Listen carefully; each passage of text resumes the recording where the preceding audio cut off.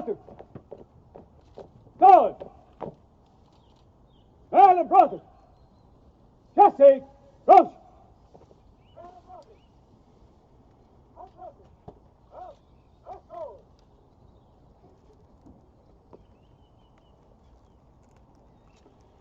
Agrini Usla, ladies and gentlemen, welcome to this wreath-laying ceremony on Thursday, 21st of April 2016. On this date, a wreath will be laid on Ballykissane pier to commemorate the loss of life of 3 Irish volunteers, Charlie Monaghan, Donald Sheehan and Con Keating. We are very pleased to welcome you all here today and have Councillor Pat McCarthy, Killorglin, Kerry County Council, as our guest of honour. We also welcome the relatives of those who participated in the events surrounding the 1916 Easter Rising. Our ceremony today will commence with a speech by Councillor Pat McCarthy, Killorglin, Kerry County Council. Following this, there will be a musical piece performed by soloist Raidun Schlesinger. Kay Keating will then deliver a short piece which will give us an insight into this particular incident. Our ceremony will continue with the Killorglin laying a wreath on behalf of the people of Ireland. A minute of silence will be observed. Our piper will play a lament, and the ceremony will close with the national anthem. As our ceremony is about to begin, you are requested to ensure that all mobile phones are switched off. Agrini Usla, ladies and gentlemen, I now invite Councillor Pat McCarthy, Killorglin, Kerry County Council, to come to the podium.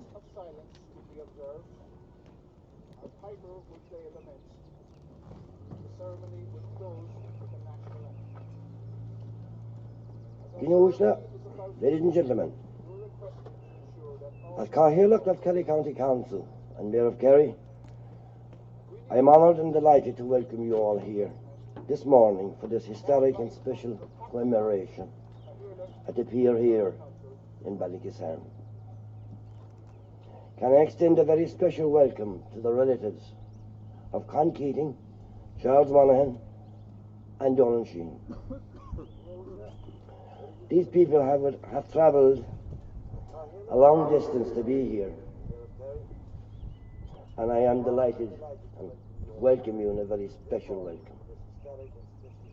Apart from being a public ceremonial occasion, this is a family occasion for the descendants of those people who died here 100 years ago. The drowning of Con Keating and Charles Monaghan and Daniel Sheehan at this location 100 years ago. In the first instance, a very human tragedy which cost 3 young men their lives and left 3 families bereaved. But it also was an event of national significance and central to the story of the 1916 Rising in Kerry. It was the loss of life here combined with the events in Banna, which will be commemorated later on this morning, that convinced Owen McNeill to issue the countermanding order on Easter Sunday, or Easter Saturday, to cancel the rebellion and the rising in Dublin. That did not happen, preventing the rising from going ahead, but it ensured that the events here in Ballykissane became central to the wider story of the rebellion. Let us also remember today the men who survived the incident here. Tommy McInerney from Limerick, and I know that his family is represented here today. Let us also remember the 3 men in the other car who made it to Carsavine before it was announced that the rebellion and rising was aborted. They were Paul Mulloughlin from Dublin, Sam Windham, the driver, and he was from Limerick, and Dennis Daly from Carsavine, who later was elected as a TD for County Kerry. Today marks the highlight of the Kerry County Council programme of commemorations of 1916. Over 100 community events, celebrations are taking place in Kerry and would have started back even in January. Obviously, the one in Bana is a state, and the President will be there, so you're all welcome to join us there.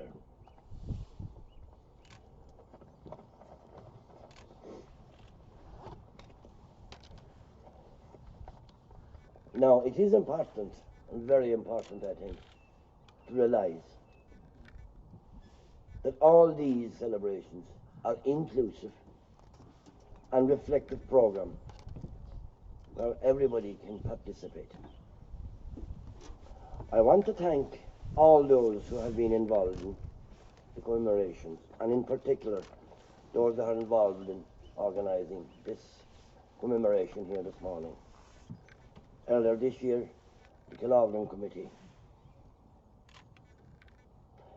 This morning and yesterday, you had the Gardaí, the OPW, the Army, and, of course, the staff of Kerry County Council. And in particular, the Arts Office, headed up by Kate Kennelly, and headed by Sharon and Katrina. And indeed, thank you to Owen O'Shea, our press officer, and of course, naturally, the Director of Services, John Breen. I would like you to show your appreciation and give them a round of applause.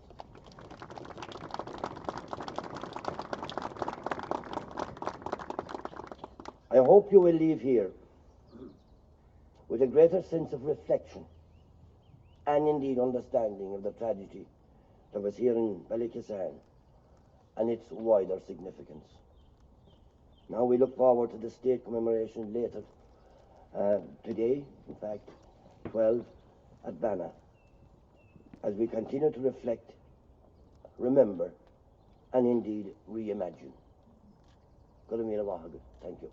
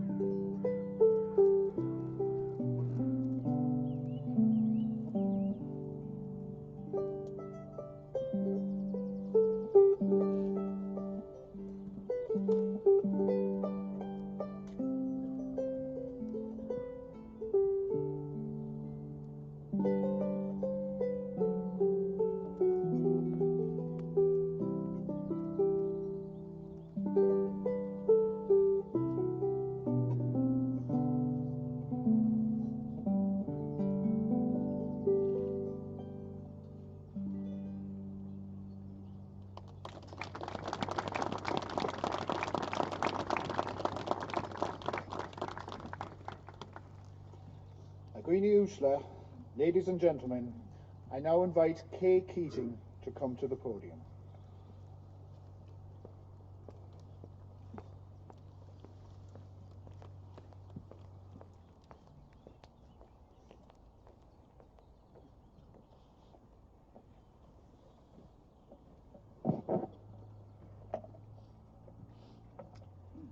Greenie Usla, it is indeed a privilege for me to have been invited to speak here this morning at this place where Dan Sheehan, Charles Monaghan and my uncle Con Keating became the first casualties of the 1916 Rising. I know I speak on behalf of the Keating family, and I presume to speak on behalf of the Sheehan and Monaghan families to extend our sincere gratitude to all those involved in the organisation of this commemorative ceremony. The story of Ballykissane starts in Dublin 2 weeks before Easter, when Michael Collins called together two Carsavine men, Dennis Daly and Con Keating. He told them he had a special mission for them to acquire radio transmitters and receivers for use in the forthcoming Rising. The men responded positively and were assured that this equipment could be gained from the Atlantic College of Wireless and Cable Telegraphy in Cahersiveen. Con Keating had been a student at that college. Further meetings followed with Sean McDiarmid and Dan Sheehan, and a plan was formulated. A man was contacted in Limerick, John Quilty. He was a member of the IRB and was from Kilrush. He was charged with the responsibility of having 2 cars and 2 drivers at Killarney Station on Good Friday at 8 o'clock. He responded, and at the appointed time, outside the station, was Tommy McInerney in a Briscoe car and Sammy Windram in a Maxwell car. On the morning train from Dublin, bound for Tralee, in one carriage was Con Keating, Dan Sheehan and Charles Monaghan, and in another carriage, Dennis Daly and Colin O'Loughlin. Their destination was Killarney. Having arrived at Killarney, they made contact with the drivers, passwords were exchanged, and the 2 cars set off to drive the 40-odd miles to the Atlantic College in Cahersiveen. In the lead car, in the front seat was Dennis Daly, behind Colin O'Loughlin, and the driver was Sammy Windram. And in the second car, in the front seat was Charles Monaghan, behind Con Keating and Dan Sheehan, and the driver was Tommy Maloney. It's interesting to note that the 2 specialists, Charles Monaghan and Con Keating, who were qualified to dismantle the equipment, were both in the second car. Coming into Killorglin, it became clear to the lead car that the second car was not in view. They continued on through Killorglin, waited for a while at the other side, and then continued. They hoped that the second car had taken the Beaufort Road and might be ahead of them. However, further along the road, they met a man who told them no car had travelled from the east that night. They waited a long time at Mountain Stage and again at Kells. They arrived in Carsaveen sometime around 1 a.m. and the mission was then aborted. They proceeded on to Waterville, turned left, drove over Ballykissane, across Glencar, down into Beaufort and on to Killarney. There, Dennis Daly and Colin O'Loughlin bade farewell to Sammy Windram and boarded the Dublin train. The second car had in fact turned left at Beaufort Bridge and had come to Killorglin along the Beaufort Road. They entered the town and stopped a hotel just across the main road. Charles Monaghan got out of the car and asked directions of a young girl. She was Daisy Taylor. She was 17 years old. She told them to continue on straight and take the first left. They continued on, but missed the left turn. The night was dark, and there was just one single headlamp at the front of the Briscoe car. They drove down the Ballykissane road and came to the point where we are now. Tommy McInerney would say he thought he had reached a bridge, but too late. He saw directly in front of him the moving waters of the River Lown. He jammed on the brakes. The car came to a halt, its front wheels poised at the edge of the pier. The men in the car jumped up. That was sufficient impetus for the car to topple forward into the river, engine first. Thady O'Sullivan, who lived in a house, the ruin of which is just there, heard the car pass. He waited briefly and came out. He heard noises, splashing, and noise of distress. He grabbed a Christmas candle, stuck it in a container, lit it, and came to the water's edge. There he saw Tommy McInerney floundering in the water, disorientated. He called out to him. He brought him to the light and helped him ashore. He brought him to his home, and Tommy's gun was concealed. The RIC arrived, questioned Tommy McInerney. He had the same story all the time. He said he didn't know who the men were, he didn't know their names, he was merely driving them on a fishing trip to the Cara Lake Hotel for the weekend. Townspeople gathered at the pier and in the house, and among them a young woman called Maureen Cregan. She was from Langford Street in Killorglin and was a teacher in Dublin. She was a member of Commemoration and had been sent by Sean McDiarmid with a delivery for Austin Stack on Holy Thursday. She came home to see her family. She was made aware in the house that the driver had a gun. She went to his side and looked after him for the evening. Only when she told him that she was on volunteer business did he confide in her that the men were in fact volunteers. The following morning, the car was taken from the river. It was empty. Using fishing nets supplied by Messrs. Dodd and Power, the bodies of Con Keating and Dan Sheehan were recovered. On finding their guns and their Sinn Féin notebooks, Tommy McInerney was immediately arrested and taken to Tralee Jail. He was sent on there to Frognock. He died in May 1922 in an accident, a firearm accident. Con Keating's body was taken by train to Carsavine and he was laid to rest in Killorglin. Dan Sheehan was laid to rest at the cemetery here at Drumawalla in Killorglin. 6 months later, a man working on the side of the river came across the decomposed body of a man, later identified as that of Charles Monaghan.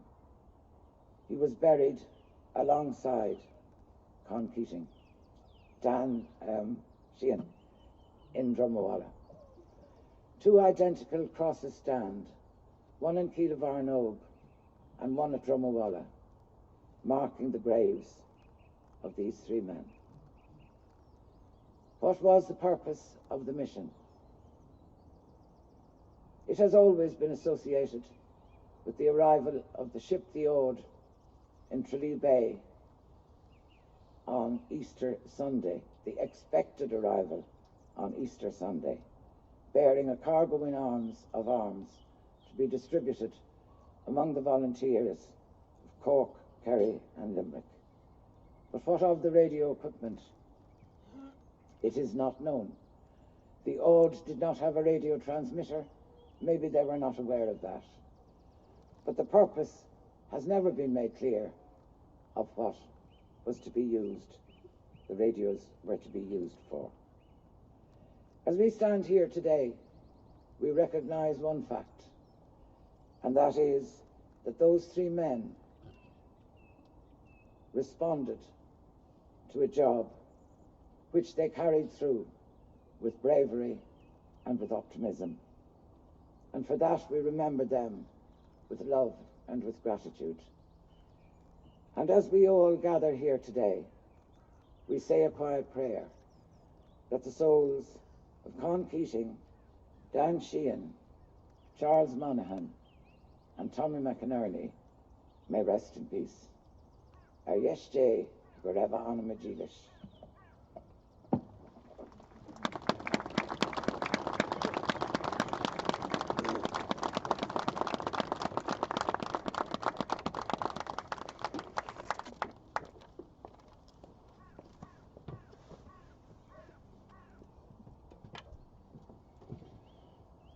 Agreeni Ushla, ladies and gentlemen, I now invite the Cathaoirleach to step forward and lay wreaths on behalf of the people of Ireland. Helen Brosuk! Helen!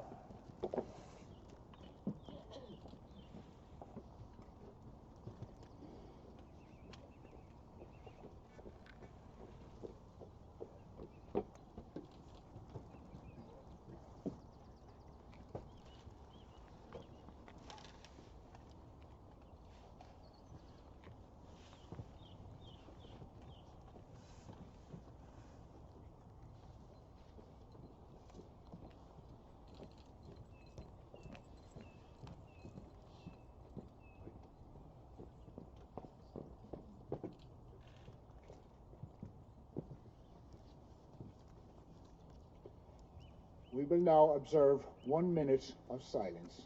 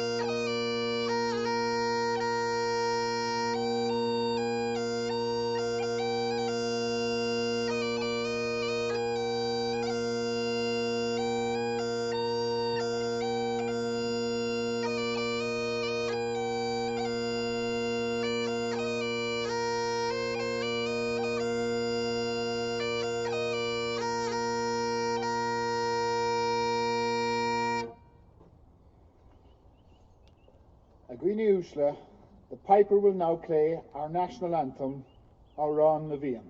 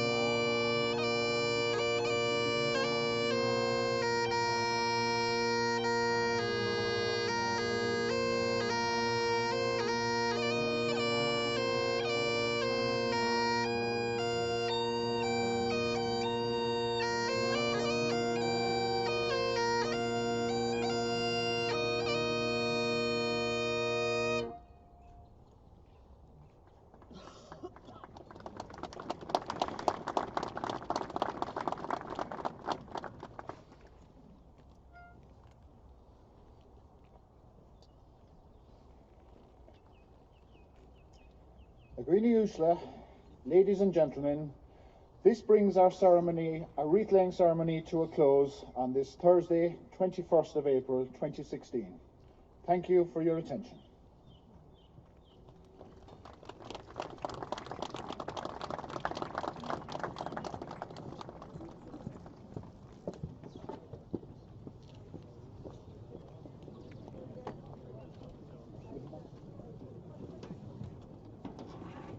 Merlin Brother.